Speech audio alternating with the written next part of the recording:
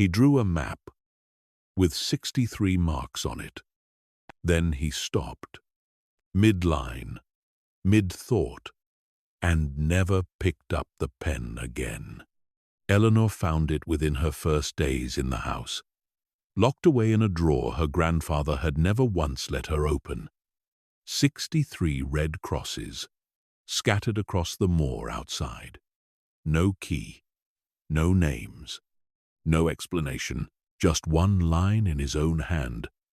tucked among decades of letters no one else had ever read. The answer is only for whoever troubles to look. He had walked out to those 63 points, alone, for 40 years. Rain or shine, grief or joy, and never told a living soul why. What was he really mapping all that time? And why had he left the answer waiting for her, and her alone, to find? This is the story of what Eleanor found behind the door of the cartographer's study, and of the walk across the moor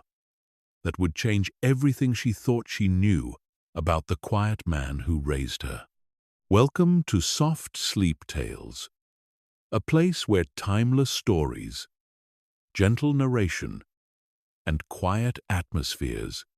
guide you toward rest. Before tonight's story begins,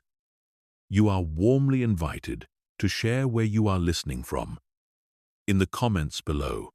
it is always a comfort to see this quiet community reaching across the world, night by night. And if these stories bring you a sense of calm, you are welcome to subscribe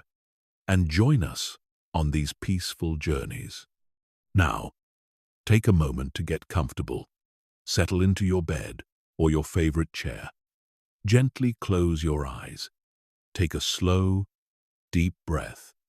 and allow the day to soften and fade.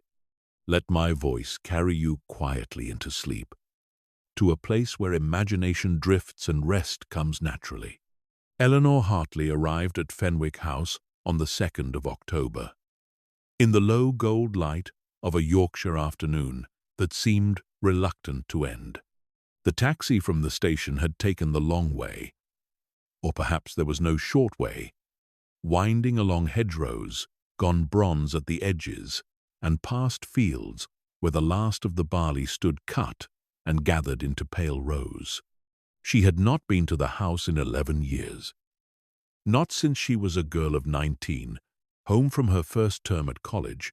sitting at her grandfather's long table while he unrolled a survey map across it, and weighted the corners with 4 smooth stones he kept for exactly that purpose, and told her, without any particular emphasis, as though it were the most natural thing in the world, that a map was not a picture of a place. It was an argument about a place. It was one person's claim, made in ink, about what mattered enough to draw, and what did not. She had not understood him then, not fully. She understood him a little better now, or told herself she did, sitting in the back of the taxi with her small case on her knees, and the house coming into view at the bend in the lane exactly as it always had. Grey stone against a sky going the color of weak tea, the 2 chimneys, the ivy someone had cut back hard at some point, and which was making its slow reconquest of the east wall. Her grandfather had died in March. She had come for the funeral, had stayed 4 days, had gone back to London and her work, and the ordinary business of grief, which was mostly the business of pretending it was not there.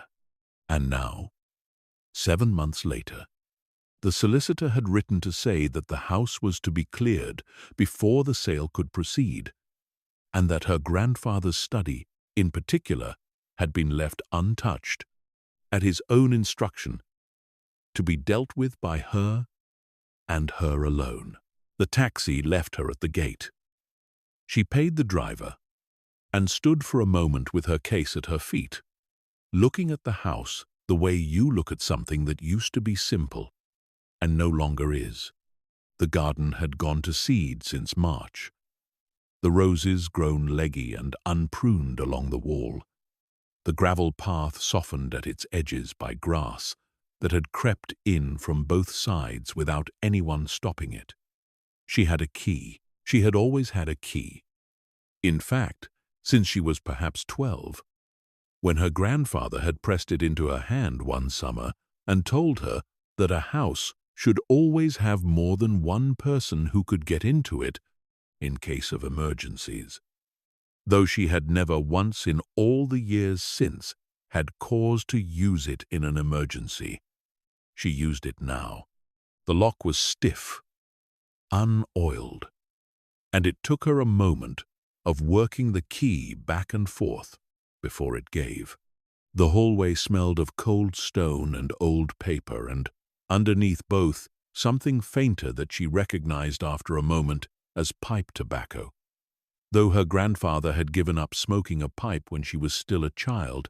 and the scent should not by rights have still been there 30 years on. Except that some houses kept things. Some houses were better at holding on than the people who lived in them. She stood in the hall with her hand still on the door and let the smell settle into her before she went any further, because she understood already, standing there, that there would be a great many moments like this one in the coming days. Moments where the house offered her something small and unexpected, and she would have to decide each time whether to receive it or hurry past it. She did not hurry past it. She stood a while longer, in fact, in the grey afternoon light coming through the fanlight above the door, and let herself simply be a person standing in her grandfather's hallway, in the particular quiet of a house that had not been properly inhabited in 7 months, though a woman from the village had apparently been coming in twice a week to air the rooms and see that nothing had gone badly wrong with the pipes. The clock on the hall table had stopped. She noticed this with a small, specific pang, the kind of grief that arrives not through the large facts but through the small mechanical ones. A clock that no one had wound since March, its hands fixed at 4:20 on some day she would never be able to identify. An ordinary afternoon that had simply been the last one anybody thought to wind it. She left her case at the foot of the stairs and went first into the kitchen, not because it mattered most, but because it was nearest, and because some old habit in her, some instinct left over from childhood visits, wanted to see the kitchen before anything else, as though the kitchen were the true heart of the house and everything else merely arranged around it. It was much as she remembered, though colder and emptier of the particular clutter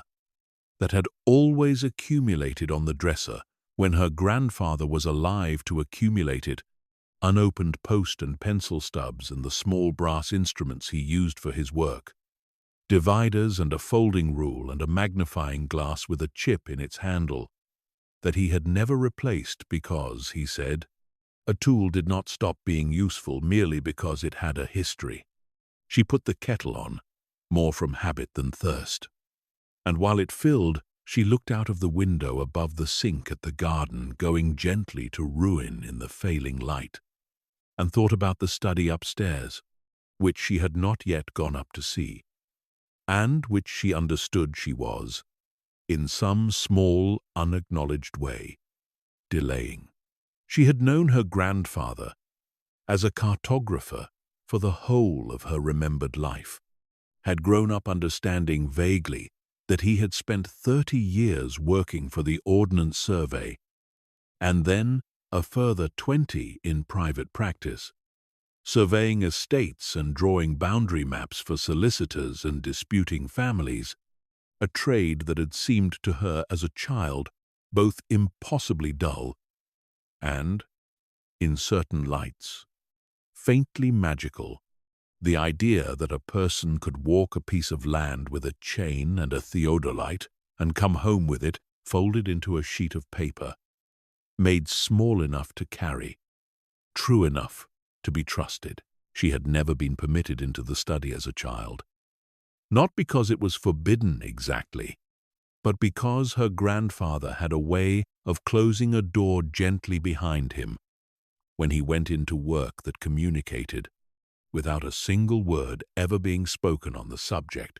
that this was a room with its own rules and that she was welcome in the house on the understanding that this one door remained, for the most part, closed to her. She had been inside it perhaps a dozen times in her life. Once, as the 11-year-old, to see the map he had drawn of the village for a Jubilee celebration. Once, as the 19-year-old, for the lesson about the 4 stones and the true meaning of the word map, and a handful of other times, brief and half-remembered, moments of being called in to see something he wanted her to see, and then, just as gently, ushered back out again. The kettle came to the boil, and she made her tea and did not drink much of it. And eventually she understood that there was no version of this evening that did not involve going upstairs, and that the tea was simply a way of postponing an arrival she had already, in every way that mattered, made. She washed the cup, because some habits assert themselves even in grief, and dried it, and set it on the drying rack. And then she went up the stairs, her hand on the banister worn smooth by 3 generations of hands before hers, past the landing window where the last of the daylight was going, a deep and particular blue, to the door at the end of the corridor that had been closed. She understood now, since March, and which the solicitor's letter had specifically asked her not to open until she was ready, though it did not say ready for what. She stood outside it for a moment. Then she turned the handle, and the door, unlike the front door, opened without any resistance at all, smoothly, on hinges someone had oiled recently. Perhaps the woman from the village, perhaps her grandfather himself, in one of his last ordinary days. Unaware that it was one of his last ordinary days. Oiling a hinge, because a hinge that squeaked was a small failure of care that he would not permit in a room that mattered to him as much as this one had. The study received her in the last of the daylight, and she stood in the doorway and looked at it, and felt something in her chest that she did not immediately have a name for, and did not try very hard to find one, because some feelings are better simply felt than named, at least in the first moment of feeling them. The study was a long room under the eaves, built out over the old scullery sometime in her great-grandfather's day, with a window at each end so that the light, when there was light,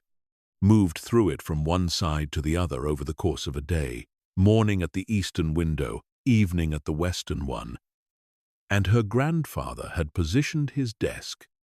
she saw now, exactly where it would catch the best of both, angled slightly so that neither window fell directly across his working surface and cast a shadow of his own hand across whatever he was drawing. She had never noticed that as a child. She noticed it now, standing in the doorway, and understood it as one small piece of evidence, among what she suspected would be a great many, of a mind that had thought carefully and quietly about everything, including things as small as the placement of a desk, and had rarely, if ever, explained its reasoning to anyone,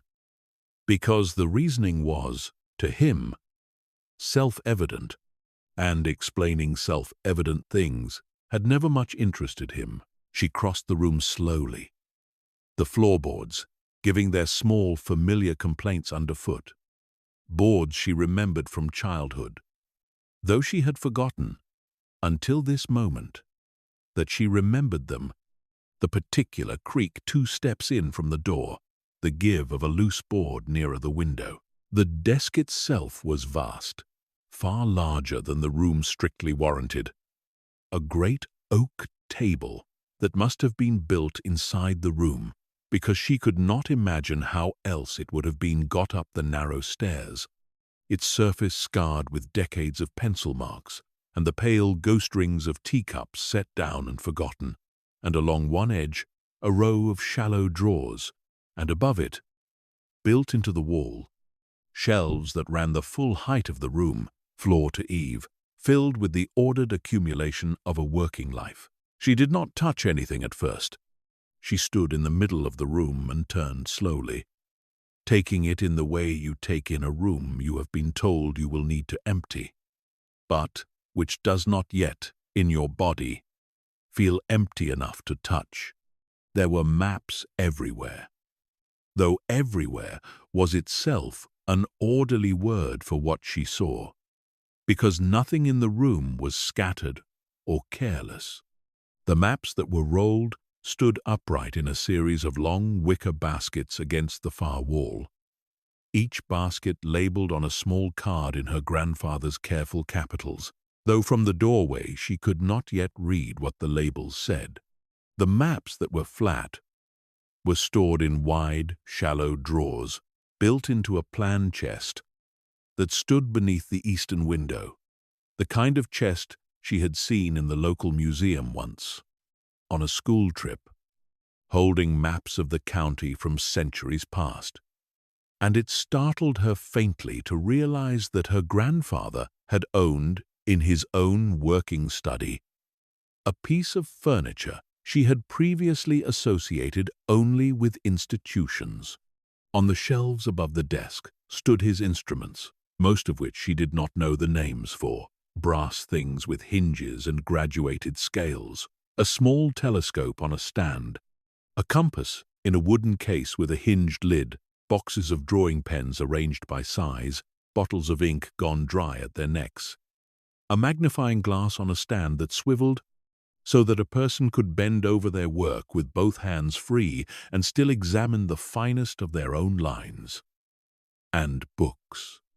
Dozens of them, more than dozens, whole shelves of them, bound in cloth and leather.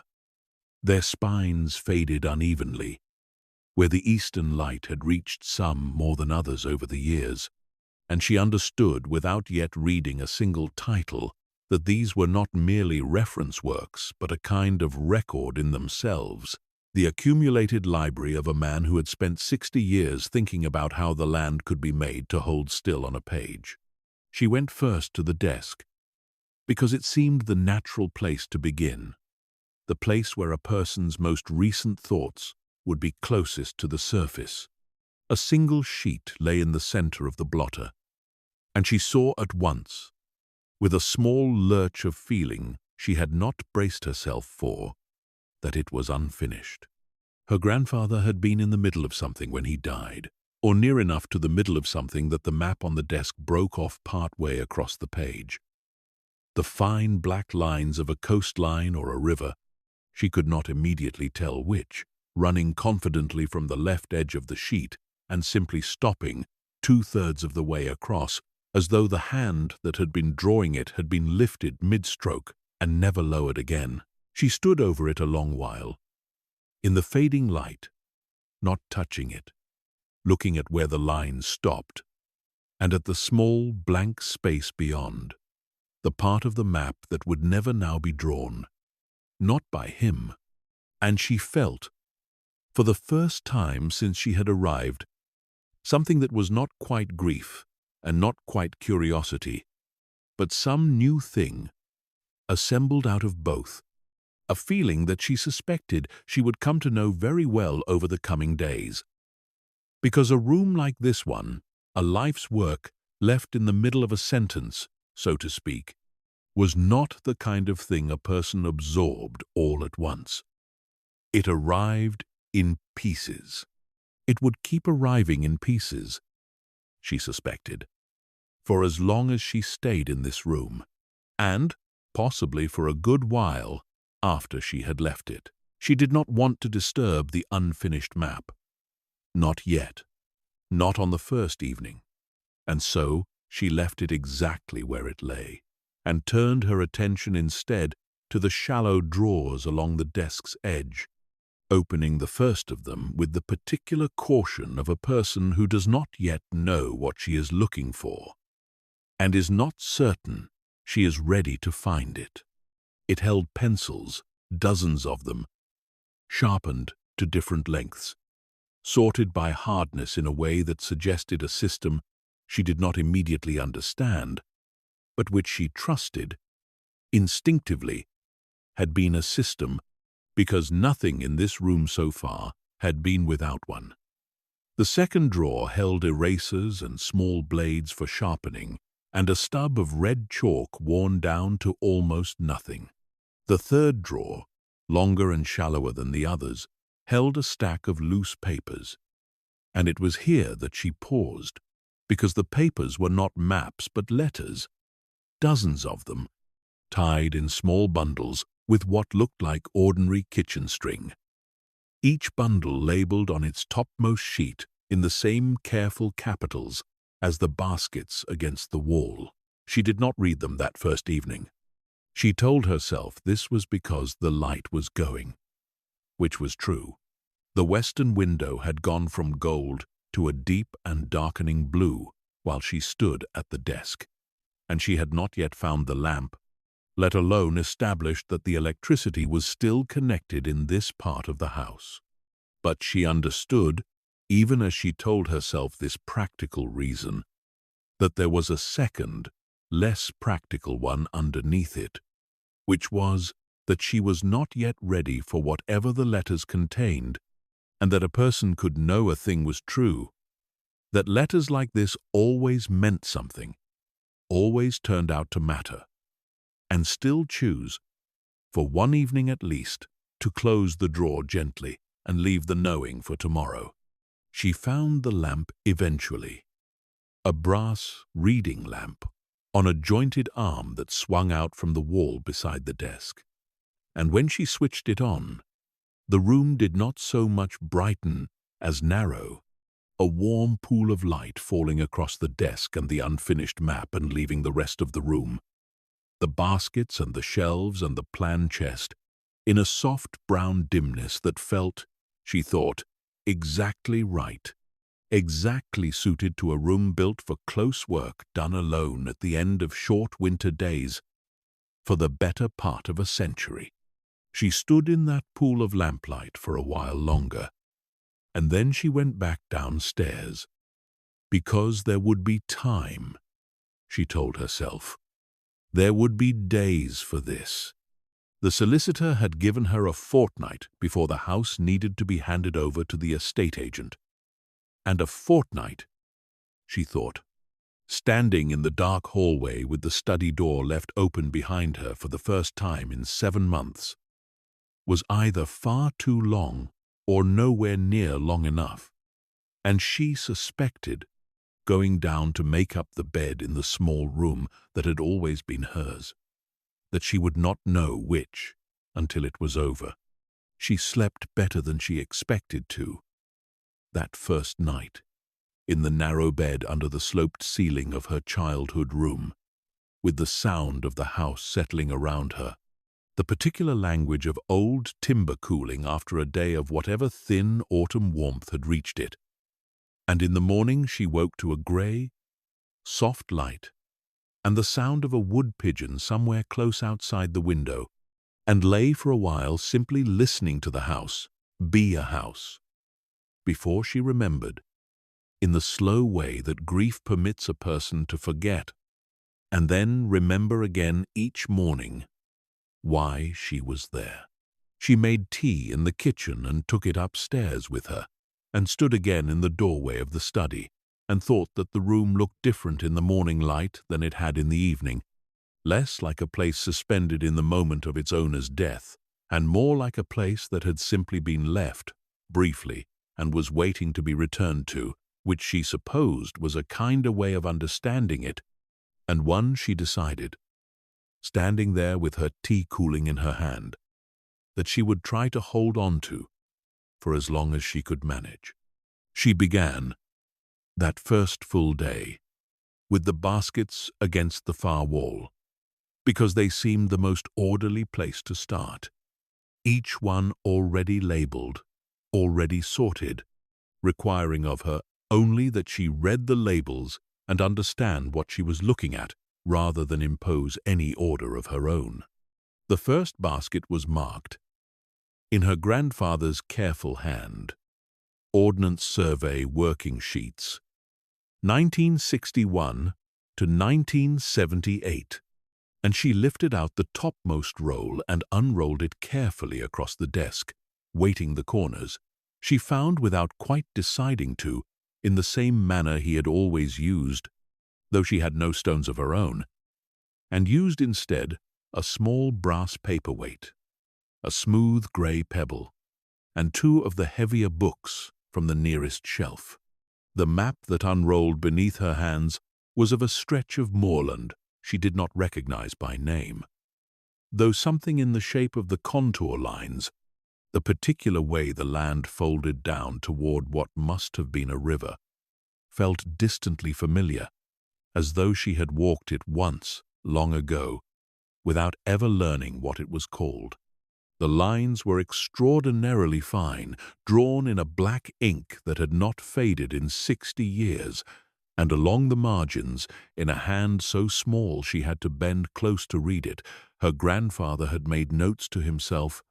corrections, queries. A small triangle marked in red beside a contour that read, in letters no larger than a grain of rice, check against 1,958 survey, discrepancy of 3 feet, possible subsidence. She sat with that map for a long time, not because it told her anything about her grandfather as a person, not directly, but because it told her something about the quality of his attention. The fact that a discrepancy of 3 feet in the height of a hillside had been worth a note in red ink, and a question mark that had perhaps never, in 60 years, been resolved, because there was no second note beside it, confirming the answer. Only the question, patient and unanswered, waiting in the margin of a map of a hillside she would probably never see. She thought about how many such small unanswered questions must exist across the whole of his working life, folded into baskets and drawers throughout this room, each one a tiny thread of unfinished attention, and she felt, not for the first time that morning, the particular vertigo of understanding that a person's life amounts, in the end, to thousands of such threads, most of which no one else will ever see, let alone follow. She worked through 3 more rolls from the same basket before midday, each one a different stretch of the same general country, moor and river, and the small stone villages that clung to the valley bottoms, and she began, as she worked, to develop a kind of rhythm, unrolling, weighting the corners, reading the margin notes first because they were, she found,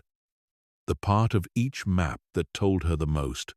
and then looking at the drawn land itself, the confident black lines that must have taken him days, sometimes weeks, to set down, walked and measured and checked before ever being committed to ink. At midday she went down to the kitchen and made herself a plain lunch from what she had brought with her, bread and cheese and an apple gone slightly soft, and ate it standing at the window looking out at the ruined garden, and thought, while she ate, about the letters in the desk drawer which she had not yet returned to, and about the unfinished map on the blotter, which she had also, out of some instinct she did not entirely understand, left untouched, moving around it rather than through it, as though it were a small shrine she was not yet permitted to approach. She went back up after lunch and turned her attention to the second basket, which was labeled Private Commission's Boundary Surveys, and found within it a different kind of map altogether. Smaller in scale, more detailed, the boundaries of individual estates and farms, marked with a precision that spoke to the particular tensions such maps were made to resolve. disputes between neighbors over a hedge line or a right-of-way, the kind of quiet English argument that could apparently run for generations and require, in the end, a man with a chain and a theodolite to walk the actual ground and set down, in ink, an answer that both sides would be obliged to accept, because it came from someone who had measured rather than merely believed. She found herself unexpectedly moved by these smaller maps, more moved than she had been by the grand sweep of the moorland surveys, because they were so evidently personal, so tied to actual people and actual grievances, and because her grandfather had noted, on several of them, small human details that had nothing to do with surveying at all. On one map of a farm boundary near a village whose name she recognized from childhood day trips, he had written in the margin, "Mrs. Alderton insisted on tea before I began. Excellent walnut cake." Boundary confirmed as per her late husband's account, which put to rest, at last, a disagreement of 11 years. She read this note 3 times and found herself smiling. The first time she had properly smiled since she had arrived at the house,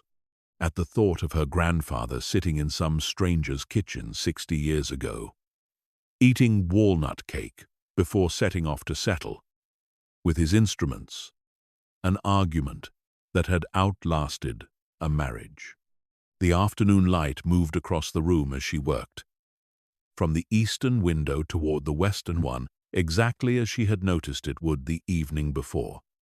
and she became aware, gradually, of a particular quality to the silence in the house. Not an empty silence, but a full one. The silence of a room that had absorbed 60 years of careful, solitary concentration, and seemed, even now, to hold something of that concentration in its walls, so that working there did not feel lonely so much as accompanied, as though the room itself remembered how a person was meant to sit and think inside it, and was gently, wordlessly, teaching her the same posture. By the time the light began to fail again, she had been through 4 of the 7 baskets and had begun to develop, without quite meaning to, a kind of catalogue in her own mind, not yet written down, of the different periods of her grandfather's working life, the confident, sweeping surveys of his early years with the Ordnance Survey, the more intimate, more human private commissions of his middle years, and she wondered, closing the 4th basket and turning at last toward the plan chest beneath the eastern window, what the later years, the years she remembered, the years of her own childhood visits to a study she had rarely been allowed inside, would turn out to hold. The plan chest held a different order altogether from the baskets, its wide, shallow drawers organized not by period, but she realized after opening the first 3 by something closer to subject, though it took her a while to work out the logic. Because her grandfather's sense of subject did not always match her own. The top drawer held maps of the village itself, dozens of them, drawn and redrawn, across what must have been decades. Small variations from one to the next. A new road here, a demolished building there, and she understood, looking through them, that he had been quietly mapping the place he lived in for the whole of his working life. Not for any client, not for any commission, but simply because it was there, and because he was the kind of man who could not, apparently, live somewhere without eventually wanting to set it down on paper. She lifted these out one at a time, laying them across the desk over the unfinished coastline map, careful not to disturb it further beneath them, and studied the way the village had changed and not changed across the years. The church tower, a fixed point in every version. The row of cottages along the high street, rebuilt after some fire she did not know about, The school added in what must have been the 1960s, a small, square building on the edge of the green that she remembered attending herself. Decades later, without ever knowing that her own grandfather had drawn it into existence on paper before it existed anywhere else. It was in the second drawer of the plan chest that she found the first hint of what would occupy her for the following days, though she did not recognize it as such in the moment, only as a small oddity, a map unlike the others, tucked between two ordinary boundary surveys, as though it had been filed there for safekeeping rather than for any logical reason of subject. It was a map of the local area, the valley and the moor above it, drawn at a scale finer than any of the working sheets she had seen so far, and it was covered, edge to edge, with small marks in a red ink she had not seen him use elsewhere. Tiny numbered crosses scattered across the land with no evident pattern, no key, no explanation, running to perhaps 60 or 70 marks in total,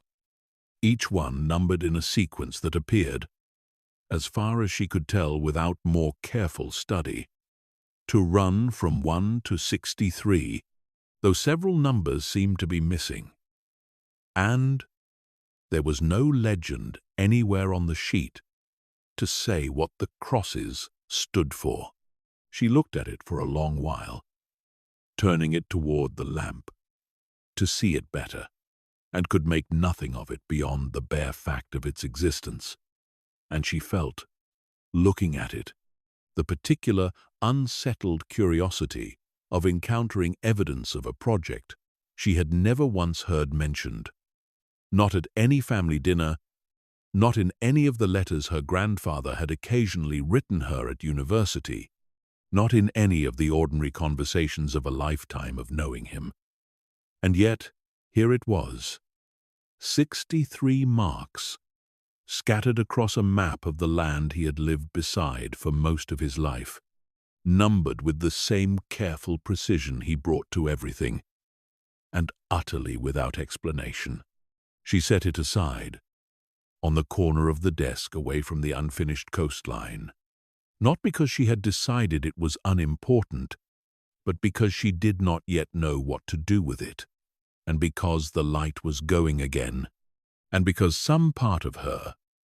the part that had learned patience over the course of this single long day of unrolling and reading and understanding, told her that a mystery like this one, 60 years in the making by the look of the ink and the fading, was not going to be solved by staring at it hard on a Tuesday evening, and that it would keep the way the letters in the desk drawer had kept until she was ready to give it the attention it evidently deserved. She made a simple supper that evening, and afterward, instead of going straight to bed, she found herself drawn back up to the study, not to work exactly, but simply to sit in it, in the pool of lamplight at the desk, with the strange numbered map still lying at the corner where she had left it. And she allowed herself, for the first time since arriving, to simply think about her grandfather, not as the owner of this room and its contents, a puzzle to be catalogued and cleared, but as a person she had loved and had not. She now understood with some regret, ever properly asked about his work, had accepted his precision and his quiet devotion to it as simply a fact of who he was, the way a child accepts the shape of a parent's hands or the sound of their particular laugh, without ever thinking to ask what it had cost him, or given him, or meant. She thought about the note beside the discrepancy of 3 feet, still unanswered after 60 years. She thought about Mrs. Alderton and her walnut cake, and the 11-year argument settled over an afternoon. She thought about the coastline that broke off 2/3 of the way across the page. The pen lifted and never lowered again, and she thought that perhaps this was what she had actually come here to do, whatever the solicitor's letter had said about clearing the house. And she went to bed that second night with the strange map still in her mind, the 63 red crosses scattered across land she had known, in some ordinary, unremarkable way, for the whole of her life, without ever once suspecting it held a secret. The third morning came in grey and soft, with a light rain against the eastern window that she woke to before she woke to anything else, the particular sound of rain on old glass that she remembered from childhood mornings in this same house, and she lay for a while listening to it, and thought about the day ahead, and about the drawer of letters she had still not opened, and about the numbered map, and understood, lying there, that today would be the day she stopped merely cataloguing and began, instead, to actually look for an answer. She made her tea and carried it up through the rain-soft morning light, and went first, this time, not to the baskets or the plan chest, but to the shallow drawer in the desk that held the bundled letters, because she understood now, with the particular clarity that sometimes arrives on a third morning in a place, once the body has adjusted to the rhythm of a house and stopped treating every room as unfamiliar, that the answer to the numbered map, if there was an answer, would more likely be found in words than in further maps, and that she had been putting off the letters for 2 days, not because the light was wrong, but because she had known, somewhere beneath her conscious reasoning, that they would matter, and that mattering was a kind of weight she had not, until this third morning, felt ready to carry. She lifted the first bundle out and untied the string, which came apart easily, as though it had been tied and retied many times over the years, the knot loose and habitual rather than final. The letters within were arranged in date order, the earliest at the bottom, and she saw at once that they spanned a period of nearly 40 years, the paper yellowing more toward the bottom of the stack. The ink of the earliest letters faded to a soft brown, and she understood, lifting out the topmost and most recent, dated only 8 months before he died, that this was not a bundle of correspondence in the ordinary sense. Letters received and kept, but something closer to a private record he had been keeping with himself, or with someone, across the whole of his adult life. The letters, she found as she began to read, were addressed to no one. They began, each one, without salutation, simply with a date and then a paragraph or two of observation, the kind of thing a person might write in a diary, except that the tone was not diary-like at all, was instead oddly formal, precise, as though he were reporting to someone whose good opinion mattered to him. Someone who would want to know that on the 14th of April in a particular year he had walked the northern boundary of the moor and found the old marker stone at what he called, without further explanation, the 11th point, still standing, though leaning further than the previous year, and that he had made a note to see about writing it before the winter frosts worsened the lean. She read on, letter after letter, and began to build, slowly, out of these fragmentary reports, a picture of a project that ran alongside his ordinary working life, like a quiet, parallel river. A project of walking once or twice a year for as far back as the letters went. A particular set of points across the moor and the valley, checking on markers, noting changes, occasionally adding a new point to what was evidently a growing sequence, and she understood with a small jolt, turning over a letter, dated some 15 years back, that the numbers he referred to, the 11th point, the 32nd point, were the very numbers scattered in red ink across the strange map she had set aside 2 evenings before, and that this drawer of letters was, in effect, a decades-long field diary for exactly the project the map represented. though it still told her nothing about what the points themselves actually marked, or why he had spent, by her rough count as she worked through the bundle, the better part of 40 years of his free time walking out to check on them. She paused at midday and made herself eat,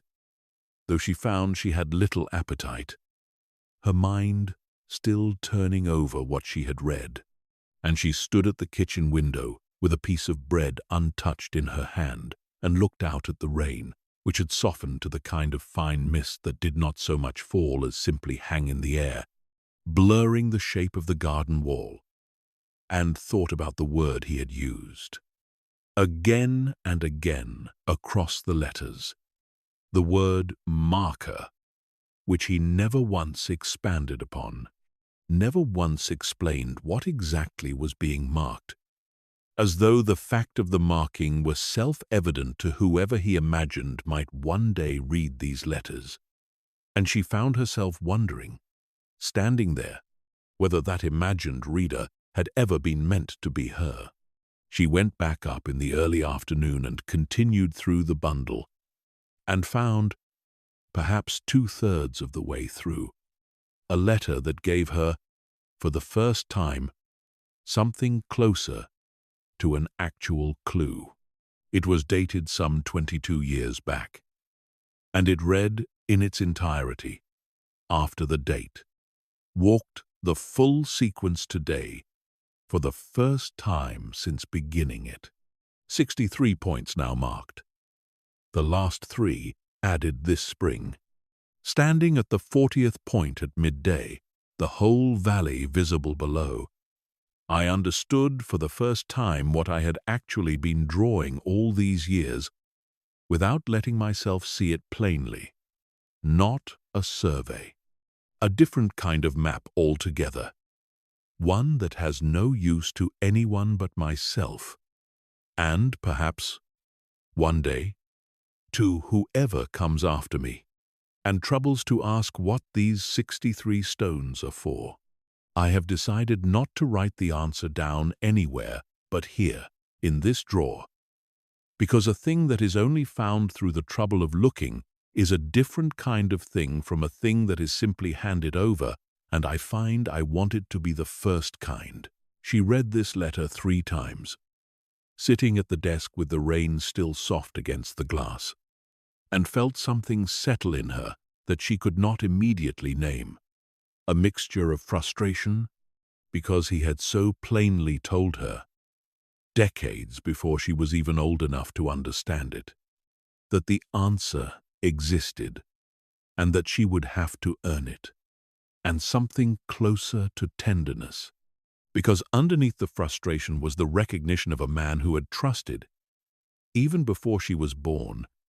that someone would eventually come looking, and had wanted that someone to find the answer the harder way, on purpose, as a kind of gift disguised as an obstacle. She set the letter down and looked again at the numbered map on the corner of the desk, and understood now that it was not simply a curiosity to be catalogued alongside the boundary surveys and the village maps, but the central document of whatever this project had been, the physical record of 63 points scattered across land she had known her whole life. And she thought, looking at the rain outside and at the fading afternoon light, that there was really only one way forward from here, which was to go out and see, with her own eyes, what stood at even one of these points. And she resolved, sitting there with the letter still in her hand, that she would begin the following morning, as soon as the rain had cleared, to walk out and find them for herself. She spent the remainder of that 3rd afternoon going more carefully back through the letters she had already read, this time noting down, on a fresh sheet of paper from the desk, the few physical details he had let slip across the decades about individual points. A mention here of a hawthorn tree beside the 9th point. A note there about the 14th point, standing near an old sheepfold.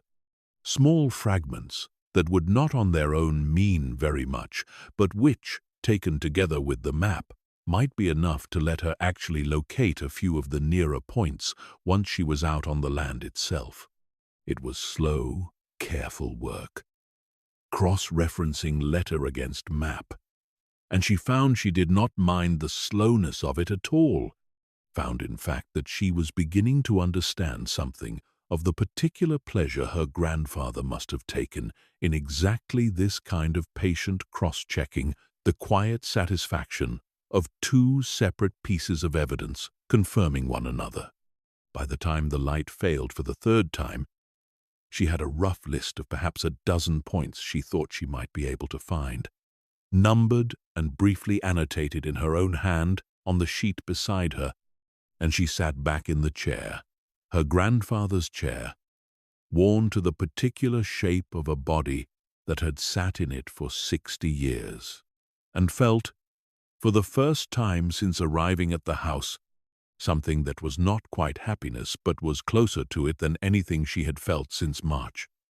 A sense of purpose that had nothing to do with clearing rooms or satisfying solicitors. A sense that she had found, in this quiet study under the eaves, something that was hers to finish, or at least hers to understand, in a way that the ordinary business of grief had not, until this point, offered her. She went down to make supper with the list folded in her cardigan pocket and ate it slowly at the kitchen table, listening to the last of the rain easing outside, and thought about the 11th point and its leaning stone, and the 40th point with its view across the whole valley, and wondered, washing her single plate afterward in the quiet kitchen, what it would feel like tomorrow to stand at one of these places her grandfather had walked to,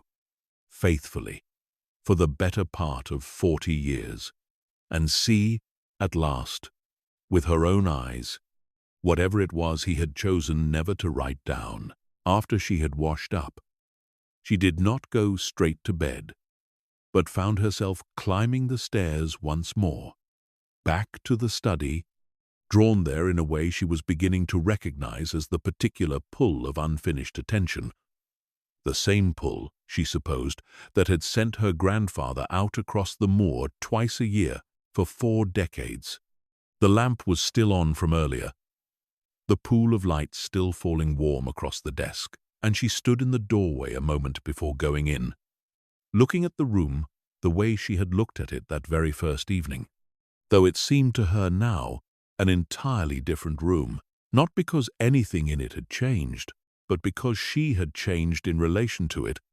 had gone from a stranger cataloguing an inheritance to something closer to a collaborator, however many decades too late, in a project she had not known existed 4 days before. She went to the plan chest and drew out the numbered map again, and laid it beside her list of a dozen locatable points, and studied the two together, under the lamp, tracing with her finger the rough shape, the marked points made across the land, and it struck her, looking at it properly for the first time, with the patience the letters had taught her, that the points were not scattered at random after all, as she had first assumed, but followed something closer to a long, deliberate curve, beginning near the house itself and moving outward across the moor in a wide, unhurried arc that seemed, as far as she could tell without walking it, to eventually curve back round toward the valley and the river below, though the map's edge cut off before she could see whether the curve closed into a complete shape or simply trailed off somewhere beyond the drawn boundary. She thought about the shape for a long while, sitting at the desk with the rain now fully stopped outside and the night gone properly dark beyond the western window, and found herself remembering, unbidden, the lesson of the 4 stones from 11 years before. Her grandfather's insistence that a map was not a picture of a place, but an argument about a place. one person's claim about what mattered enough to draw. She wondered, looking at the long curve of red crosses, what argument this particular map had been making, what claim her grandfather had been quietly asserting across 40 years of solitary walking. And she understood, without yet being able to answer the question, that it was not really a question about geography at all, whatever the answer eventually turned out to be, but a question about him, about what a private, precise, unshowy man had wanted to say, and had chosen to say only in this indirect way, in ink and footsteps, rather than in words spoken aloud to anyone who might have heard them. She thought, too, about her grandmother, who had died when Eleanor was still small, too small to remember her with any real clarity, only a soft impression of a voice and the smell of a particular soap. And she wondered, sitting there, whether her grandmother had known about this project, had perhaps walked some of it with him in its early years, before Eleanor was born. And she made a note to herself, on the corner of her list, to look through the earliest letters again more carefully for any mention of a companion on these walks, because it occurred to her now that grief, the ordinary grief a widower carries for decades after losing a wife too young, might have had more to do with 63 stones scattered across a moor than any surveyor's professional habit ever could. She banked the lamp down low rather than switching it off entirely, an old habit she did not remember learning, but which felt, in the moment, like the correct thing to do, a small courtesy to a room that had spent 60 years never quite going fully dark, while its owner was still in the house working late into these same autumn evenings, and she went down the corridor to her own small room under the opposite eave, and undressed in the dark, and got into the narrow bed, and lay for a while listening to the house around her, the particular settling sounds of old timber cooling after a day, a sound she had come, in 3 nights, to find genuinely comforting rather than strange. The voice of a building that had sheltered 4 generations of the same family and seemed, in its wordless way,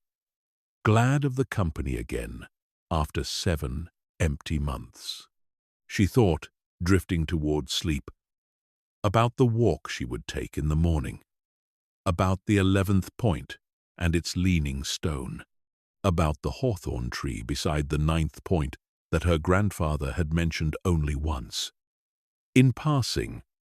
in a letter written some 30 years before she was old enough to read it. She thought about the shape of the curve on the map, wide and unhurried, moving out from the house and around toward the valley, and wondered whether, walking it herself tomorrow with her list folded in her pocket, she would begin to feel what her grandfather had felt, standing at the 40th point at midday, with the whole valley visible below him, the moment he said he had finally understood what he had been drawing all along. The rain had cleared entirely by the time she fell asleep, and outside the house the sky opened to a scatter of early stars above the dark shape of the moor, the same moor that held, somewhere within its long folded miles of heather and stone, 63 markers. A quiet and careful man had set and tended for the better part of his life, waiting now, patient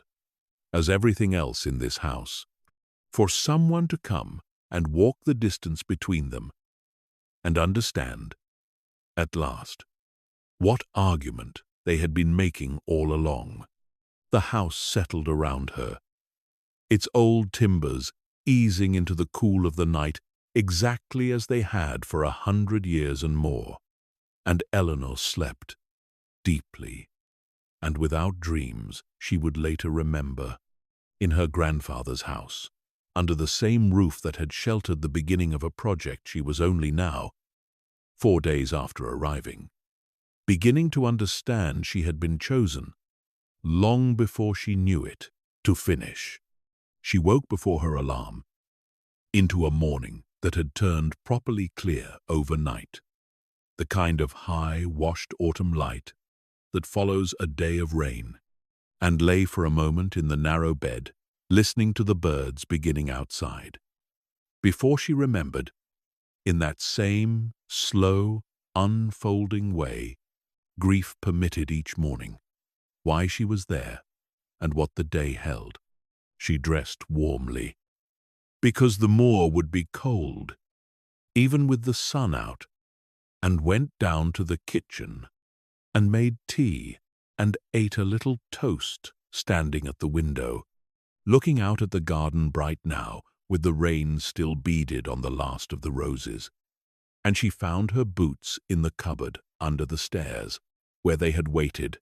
unworn, since her last visit, and laced them slowly, aware of a particular nervousness in her hands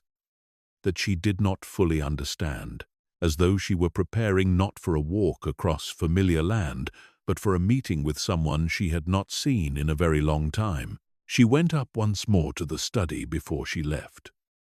to fetch her list and to look, one last time before setting out, at the numbered map, its long, unhurried curve of red crosses, catching the morning light differently than it had under the lamp the night before, softer somehow, less like a mystery and more like an invitation. And she folded it carefully and slipped it into the inside pocket of her coat alongside her own handwritten list, and stood for a moment in the doorway of the room that had, in 4 short days, become something closer to a companion than a task, and told it, silently, that she would be back before dark, though she was aware, even as she thought it, that the promise was really being made to someone else entirely, someone who could no longer hear it, but who she suspected, standing there in the clear morning light, might have been listening all the same. She went down and out through the kitchen door into the garden, and across it to the gate at the far end that let out onto the lane, and, beyond the lane, the first rising slope of the moor itself, gold-brown now, in the low autumn sun, the heather gone past its purple best, but still holding a faint blush of color across the nearer hills. And she stood at the gate for a moment, with her hand on the cold iron latch, her grandfather's map folded against her chest, and looked out at the long curve of land that held, somewhere within it, the answer to a question 40 years in the asking. And then she lifted the latch and stepped through and began, at last, to walk. The lane gave way quickly to a rough track, and then to open moor, the ground rising gently beneath her boots, the grass and heather still wet from the night's rain, and darkening the leather at her toes, and she walked slowly, unhurried, the way she imagined her grandfather must have walked it, not as a man covering distance, but as a man visiting, checking, tending to something that mattered to him in a manner most people reserved only for the graves of the people they loved. The morning was very still, the kind of stillness that settles over high ground once the wind has dropped and the last of the rain has cleared, and she could hear, faintly, the sound of water somewhere below, and to her left, a stream swollen with the night's rain, and the occasional call of a bird she could not name rising from somewhere in the bracken.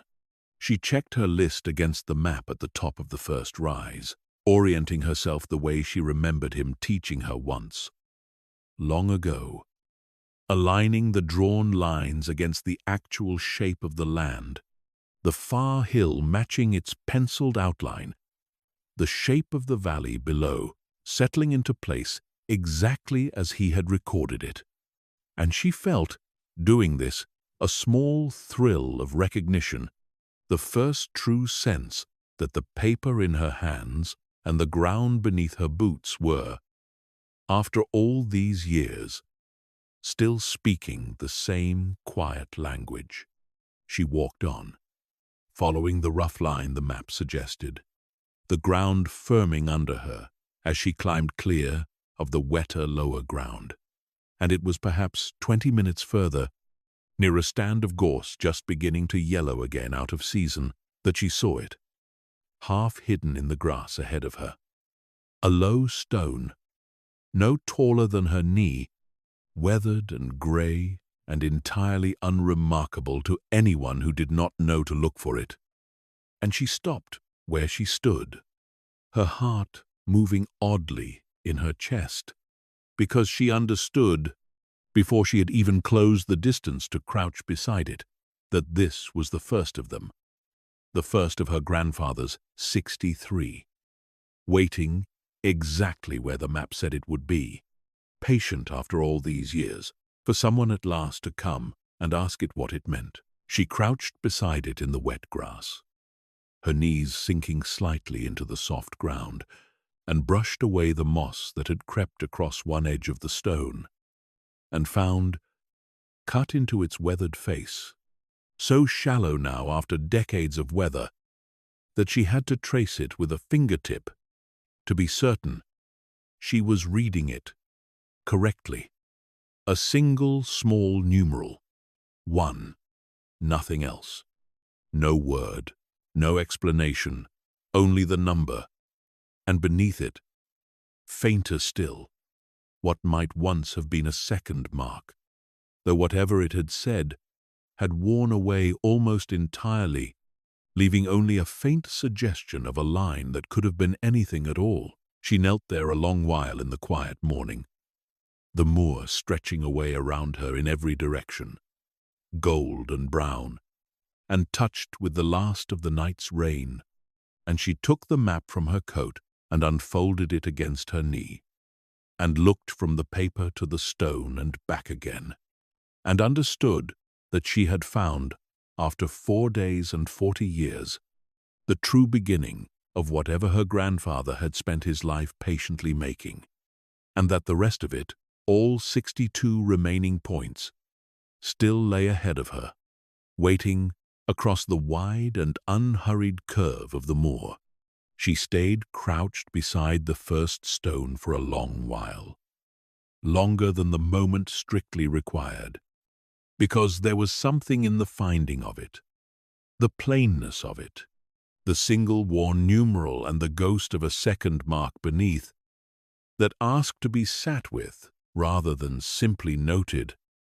and moved past. The sun had climbed a little higher while she knelt there, and the moor around her had taken on the particular brightness of a clear morning after rain, every blade of grass beaded and catching the light, and she found, folding the map carefully back into her coat, that she did not want to rush the rest of the walk, that the whole point of what she was doing, she suspected, was precisely the opposite of rushing. She rose, her knees stiff from the wet ground, and looked out across the moor toward where the map suggested the second point ought to lie, some quarter-mile further along the rising ground, and began to walk again, slower now, more deliberate, pausing every so often to check the shape of a distant hill against the drawn line on the map the way she had been taught, matching paper to land, until the second stone revealed itself to her much as the first had, low and grey and easy to miss, sitting at the edge of a patch of exposed rock where the heather had thinned. This one bore the numeral 2, cut with the same shallow care, and beside it, this time, she found something the first stone had lacked, a small hollow scooped into the earth just behind it, filled now with rainwater, that she realized after a moment's puzzling had been dug deliberately, lined with flat stones at its base, too regular to be natural, and she wondered, looking at it, whether it had once held something a small marker or token now long since removed or decayed, or whether the hollow itself had been the point, a tiny pool for catching rain and sky, placed here for reasons she could not yet guess. She made a note of it on her list, a small sketch of the hollow beside the number 2, and walked on. And the pattern continued in this way through the whole of the late morning, each stone slightly different from the last in some small particular, even as they shared their essential plainness, their worn numerals, their evident age, so that she began to feel, working her way along the curve of the map, that she was reading a kind of sentence written in stone rather than ink, one word at a time, each word simple on its own, and only beginning to suggest a meaning when set beside its neighbors. The 4th point stood beside the very hawthorn tree her grandfather had mentioned in passing in a letter 30 years old, gnarled and bent nearly flat by decades of moor wind, and she stood beneath it for a while, glad of its thin shade even though the day was cool, and ate a little of the food she had brought with her, and thought about him standing in this exact spot, perhaps many times, perhaps every year for 40 years, checking the tree's slow growth against whatever private measure he kept.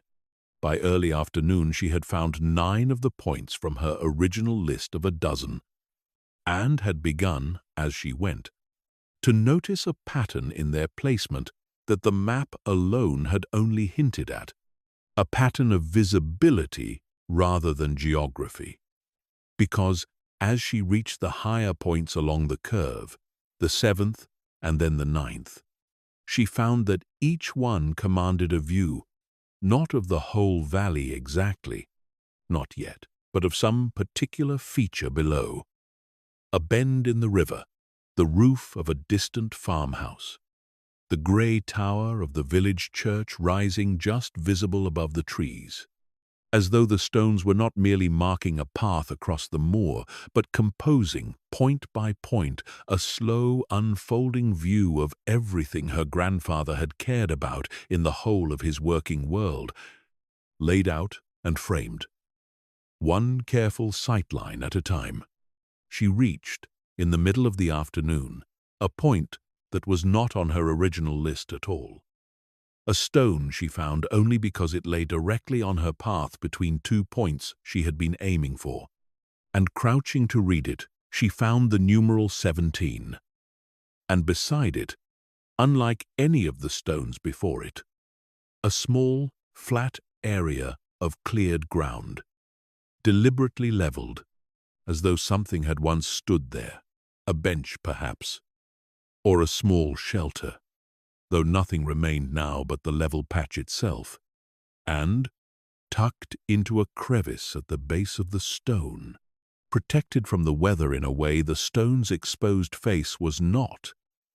a tiny disk of tarnished metal that she worked free with some difficulty, and turned over in her palm, and found, engraved upon it in letters so small she had to hold it close to her eye, a single word. Margaret. She stood very still on the moor, with the small disk in her palm, the wind picking up faintly now that the day had worn on, and understood, with the particular quiet shock of a fact arriving before its explanation, that Margaret had been her grandmother's name, and that here, at the 17th of 63 points, on a stretch of empty moor, she had never once been told held any significance at all. Her grandfather had left something of her, something small and private and protected, and she felt, standing there, the whole shape of the day shift beneath her, the walk no longer, simply an act of curiosity, but something closer to a pilgrimage she had not known. Setting out that morning, she was actually making. She sat down on the cleared, levelled ground beside the 17th stone, not minding the damp coming up through her trousers, and turned the little disk over and over in her fingers, and thought back to the letter she had read the evening before, the one written 22 years ago, in which he had described standing at the 40th point and understanding for the first time what he had actually been drawing all along. And she wondered now whether this stone, the 17th, with its cleared patch of ground and its hidden disk, had been the true beginning of the project rather than the first stone at all, whether the numbers themselves recorded not the order of some outward journey, but simply the order in which each point had occurred to him, so that the earliest points, chronologically, might be scattered anywhere across the sequence. And the 17th, despite its middling number, might in fact be the very first place he had ever stood and thought to mark. She made a careful note of this thought on her list, underlining it twice, because it seemed to her, sitting there,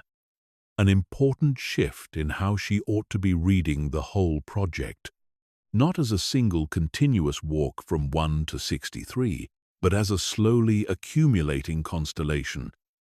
added to over decades in whatever order his life had actually brought him to each place.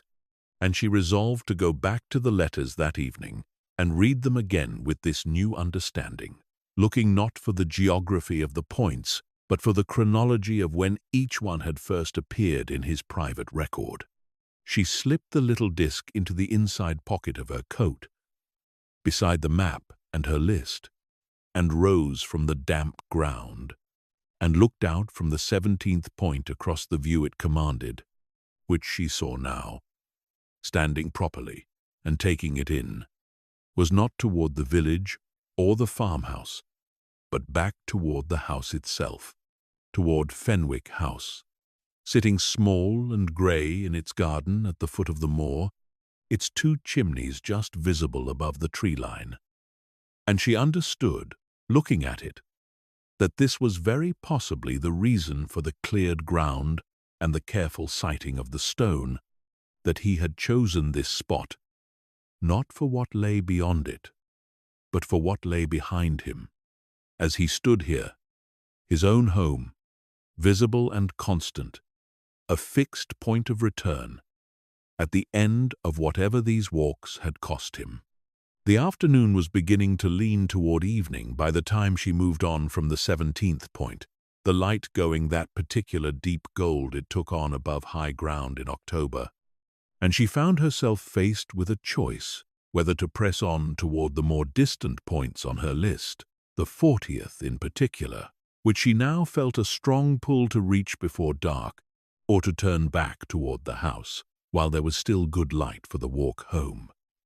She decided, after a moment's consideration, on a compromise, to press toward the 40th point alone, since it was not so very much further, and since the letter that mentioned it had suggested it held some particular significance, the place where understanding had first, by his own account, arrived, and to save the remaining points on her list for another day. The ground rose more steeply as she climbed toward it, the heather thinning to bare rock and short grass, the wind stronger up here, and carrying a faint smell of wood smoke from somewhere in the valley below, someone's early fire against the coming evening, and she walked with a growing sense of anticipation that she did not entirely trust, aware that she might be building the 40th point up in her mind into something grander than it would turn out to be. A stone was, after all, only a stone, however carefully placed and numbered, but she pressed on regardless, because the pull of it, once felt, was not the kind of thing she found herself able to simply set aside. She reached it as the sun was beginning its final descent toward the western hills, a low golden light spreading across the whole visible sweep of the moor and the valley below, and she saw at once why he had chosen this spot, even before she found the numeral 40 cut into its face, because the 40th point stood at what was very nearly the highest ground for miles, a natural shoulder of rock and turf from which the entire valley opened out below her exactly as he had described it in the letter. The river a bright ribbon catching the low sun, the village clustered small and complete around its church tower. The moor itself falling away in every direction in long folded waves of gold and brown, and Fenwick House visible too,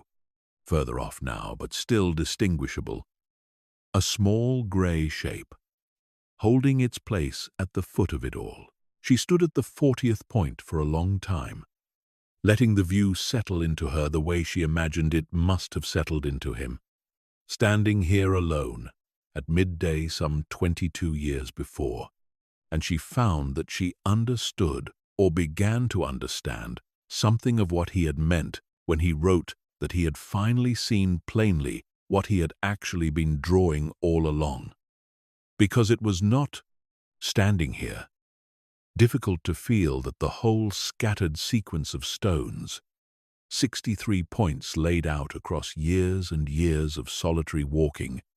amounted to something closer to a single, enormous, unhurried gesture, a slow, careful act of paying attention to every part of a place he loved, one small, deliberate visit at a time, until the visits themselves became a kind of map no survey could have produced, a map not of what the land looked like from above, but of what it had felt like to walk it, slowly, faithfully, for the whole of a long life. The sun was low enough now that she knew she ought to start back, and she took a last long look at the view, fixing it in her memory the way she had learned, over these 4 days, that her grandfather had fixed so many things in his memory before ever committing them to paper. And then she turned and began the walk down off the high ground, retracing her steps roughly rather than exactly, moving faster now with the good sense of someone who did not wish to be caught on open moor after dark. Though the light held longer than she expected, the sky to the west, deepening through gold, to a soft rose, and then to a bruised violet, that she watched unfold above the hills as she walked, grateful for it, grateful too for the ordinary tiredness settling into her legs, a tiredness that felt earned in a way very little had felt earned since March. She reached the garden gate as the first stars were beginning to show, and let herself in through the kitchen door, and stood for a moment in the warm dark of the kitchen catching her breath, and then she lit the lamps and put the kettle on. And while it warmed, she took the little tarnished disc from her pocket and set it on the kitchen table, and looked at it under the electric light, at the single engraved word, Margaret, and thought about her grandmother, whom she remembered only as a soft voice and the smell of a particular soap, and felt a fresh wave of the grief she had been carrying since March, only now it came braided together with something gentler, something almost like gratitude, the sense of having been given, entirely unexpectedly, a small true fact about a woman she had lost too young to properly know. She ate a simple supper standing at the counter, too tired and too full of the day to bother laying a proper table. And afterward she carried her tea up to the study, as she had every evening so far, and sat at the desk with the lamp lit and the map spread before her, and began, as she had planned on the 17th point, to go back through the bundles of letters, this time reading not for geography but for chronology, looking specifically for any mention of when each numbered point had first been added to the sequence, and she worked at this steadily for over an hour, cross-referencing dates against numbers, building a rough timeline on a fresh sheet of paper, until a pattern began, slowly, to emerge from the accumulated fragments. The first points, she found, numbers 1 through perhaps 8 or 9, had indeed been added early, in the first 2 years of letters, shortly after what she now understood,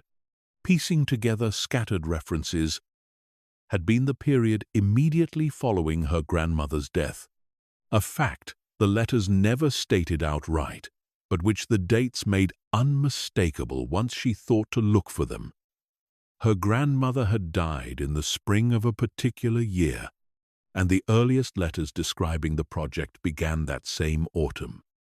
Only months later, she sat back from the desk when she realized this, the pieces settling into place with a small emotional weight she had not expected, and understood that the whole project, 63 points scattered across 4 decades, had begun not as an idle hobby of a retired surveyor with time on his hands, but as something closer to an act of mourning. A grieving man, walking out, alone, into the land he knew better than any other, and finding, apparently, some way to keep going by giving himself somewhere specific to walk to. The 17th point, she now confirmed against the letters, had indeed been among the very earliest, added that same first autumn, which explained the disk, explained the cleared ground, explained the sightline back toward the house. This had been, she understood now with real certainty, the place he had gone in the rawest days of his grief, the place from which he could see his home, and know, even in the depth of losing her, that the house was still there, still standing, still his to return to, and that he had marked it, quietly, with her name, and had kept coming back to it, by the evidence of the letters, at least once every year for the following 40 years,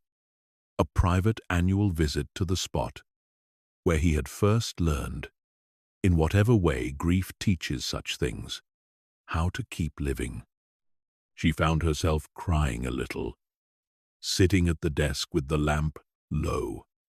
and the letters spread before her. Not the sharp grief of the funeral in March, but something slower and gentler, the particular tenderness of understanding. Decades too late to say anything about it. Exactly how much her grandfather had carried, quietly, without ever once burdening anyone else with the visible weight of it, and she thought that this, more than the maps themselves, more than the 63 stones or the elegant curve they traced across the moor, was the true thing she had come to this house to find, though she had not known it when the solicitor's letter arrived, and had not known it even 3 days ago. Standing uncertain in the doorway of a study she had barely been allowed into as a child, she read on, more slowly now, and found that the pattern of the letters continued to confirm what she had begun to suspect, that new points had been added, not at any regular interval, but at moments that seemed, reading between the careful factual lines he always used, to correspond to particular seasons of his own life. A point added the year she herself was born, marked in a letter that mentioned, in its usual understated way, a new granddaughter arrived safely,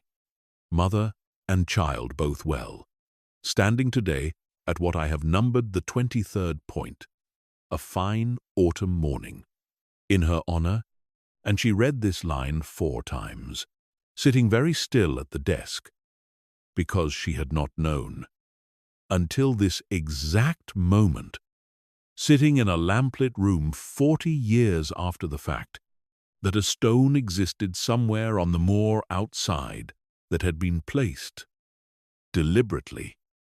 to mark her own arrival into the world. She sat for a long while after reading it, the tea gone cold beside her,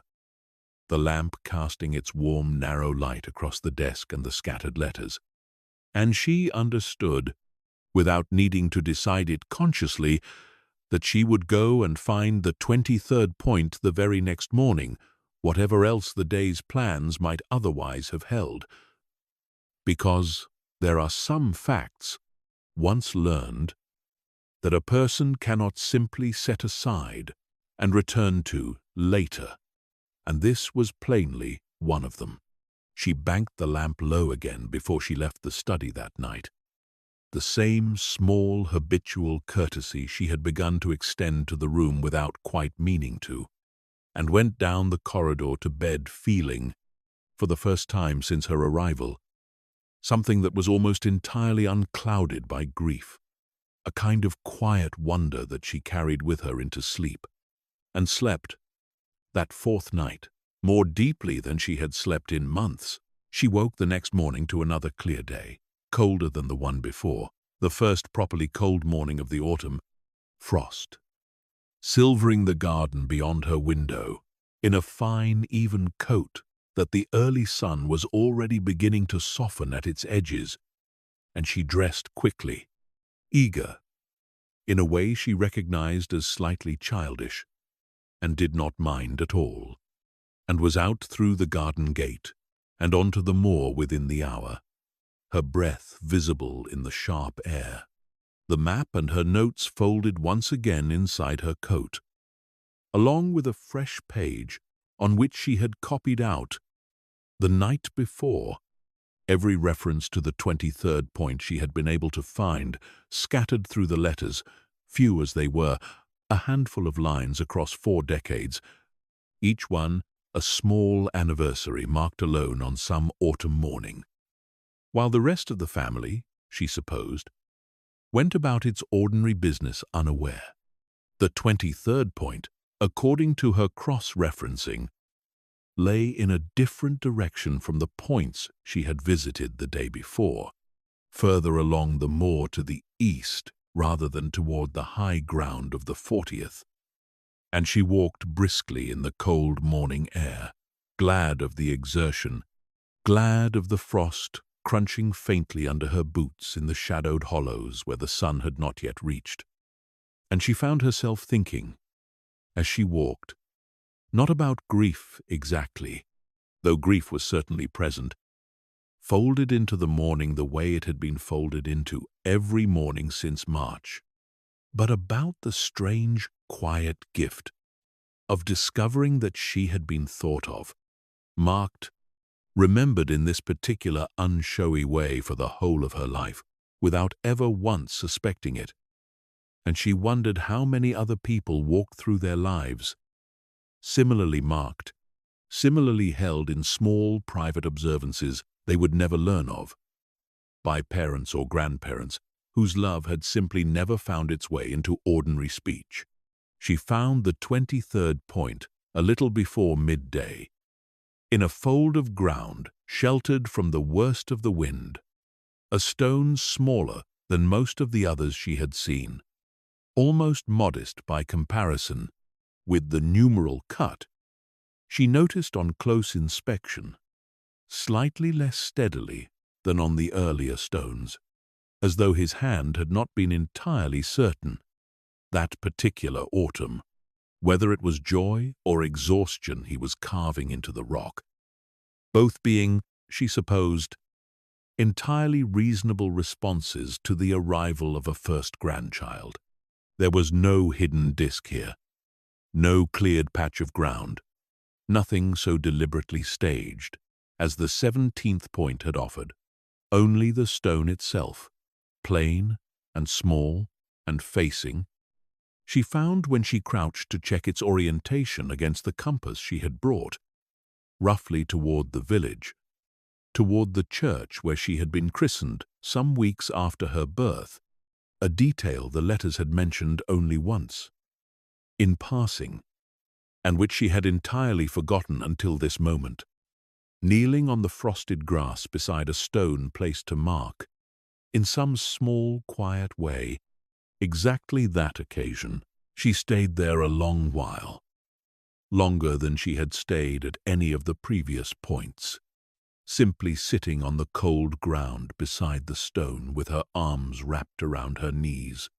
watching her own breath cloud and vanish in the sharp, clear air, and thought about her grandfather standing in this exact spot 40 years before, a man not yet old, still working, still years away from the study full of baskets and letters she had spent the last 4 days discovering, kneeling perhaps as she knelt now, cutting a number into stone with the particular care he brought to everything,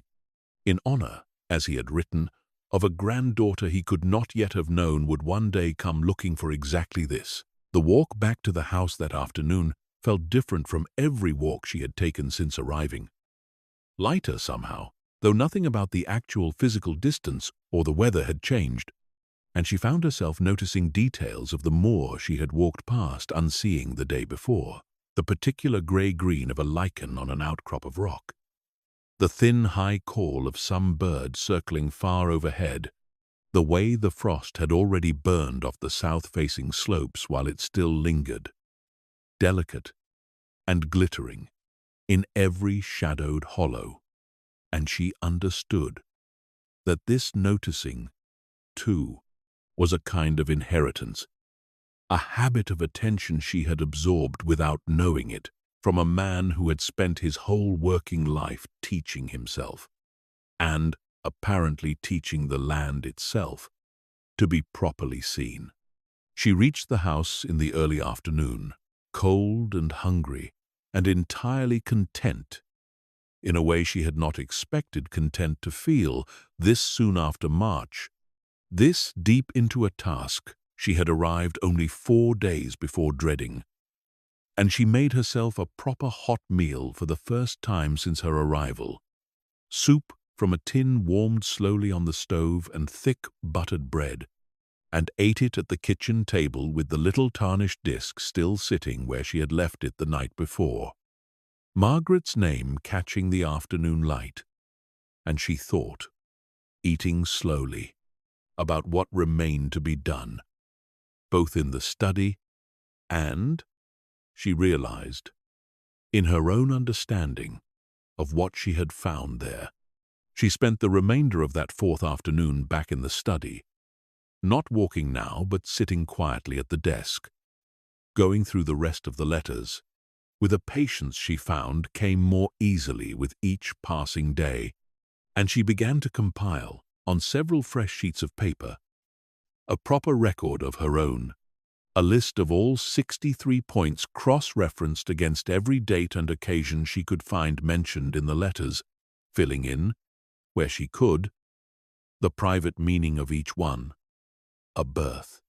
a death, an anniversary, sometimes nothing more than a note that read simply, a good year, or a difficult one. Standing at the such-and-such point today and glad of it, the barest fragments of a man's interior life laid out across 4 decades of otherwise unremarkable autumn mornings. She found, going through the letters this second time with a fuller understanding of what she was looking for, several more points tied to occasions she recognized from her own life. The 31st point marked, she now saw, in the same autumn she had started school. The letter noting only that he had walked out that morning thinking of a small girl in a school uniform for the first time, and hoping the land would still be here for her when she was old enough to walk it herself. The 48th point, added many years later, coincided with the autumn of her own graduation, a fact she had certainly told him about at the time, proudly, over a family dinner she now remembered only vaguely, and which he had apparently gone quietly out to mark, alone, on the moor, in his own private language, the very same week. She worked steadily through the afternoon and into the evening, the lamp lit again against the early dark of the season, and found that the task, which had begun as an act of simple cataloguing 4 days before, had become something closer to a conversation, one-sided now, and always would be, but a conversation nonetheless, in which she read what he had written and answered him, silently, in her own understanding, filling in the emotional content he had so carefully left out of his own precise, factual prose, until between the two of them, his sparse observations and her fuller remembering, something like a complete account began to take shape, not just of the stones themselves, but of an entire relationship she had not fully appreciated the depth of while he was alive to appreciate it with her. It was well into the evening, the house fully dark outside the small, warm circle of the study, when she came at last to the final letters in the bundle, the ones dated closest to his death, and she read them more slowly than any of the others, aware of what she was approaching, and found that even here, even in what she now understood, must have been the last months of his life, the tone remained entirely his own, precise and understated. A letter from the previous winter noting that he had not managed the full circuit that year, his knees no longer equal to the distance, but had walked as far as the 9th point and back, and found the hawthorn holding steady despite its lean, and had sat a while under it, thinking of Margaret, and of a granddaughter, grown into a woman he was quietly, entirely proud of, though he had apparently, characteristically, never once told her so in as many words during his lifetime. The very last letter in the bundle was dated only 3 weeks before he died, and it was shorter than the others, written, she thought, in a hand slightly less steady than his usual careful script, and it read, "Have not managed the moor this year at all. The knees finally refusing what the spirit still wishes. Have been thinking instead, sitting at this desk, of the whole sequence together, all 63, and of who might one day walk it properly, start to finish, in a way I no longer can. I find I am not troubled by this the way I once thought I would be. A thing does not need to be finished by the hand that began it. It only needs, in the end, to be findable by someone willing to look. I have left the map where it can be found, and the letters beside it, and I find I trust, more than I would have expected to trust at the start of any of this, that the finding will happen in its own time, by the right person, for the right reasons." She read this letter 3 times, and then sat for a long while with it in her lap, the lamp burning low, the house entirely quiet around her, and felt the particular grief that arrives, not as sharp pain, but as a kind of settling, a grief that had finally found the specific shape of what it was grieving. Not simply a grandfather, in the general, diffuse way she had been grieving him since March, but this exact man, this precise, patient, quietly loving man who had spent the last weeks of his working life, not afraid of what he was leaving unfinished, but trusting, with what she now understood to be a very deliberate and hard-won trust, that unfinished did not mean incomplete, that a project could be handed on rather than completed, and that the handing on was, in its own way, as much a part of the project as the 63 stones themselves. She did not go back to the moor that evening, though she found she wanted to, some new point already tugging at her attention among the many she had not yet visited. But the dark had come fully down outside, and she knew better. After 4 days of learning the particular rhythms of this house and this land, than to set out walking unfamiliar ground in the black of a moorland night. Instead, she banked the lamp low, as had become her habit, and went down to make a proper supper, and ate it slowly at the kitchen table, with the letter's final words still turning over in her mind. A thing does not need to be finished by the hand that began it. And she thought, washing up afterward in the quiet kitchen, about what it would actually mean to take him at his word, to treat the project not as a finished thing to be catalogued and closed, but as a living one, still open, still waiting for its next mark. She slept deeply again that night, and woke on the 5th morning to a day gone soft and grey once more, the clear, cold spell broken overnight by a bank of low cloud rolling in from the west,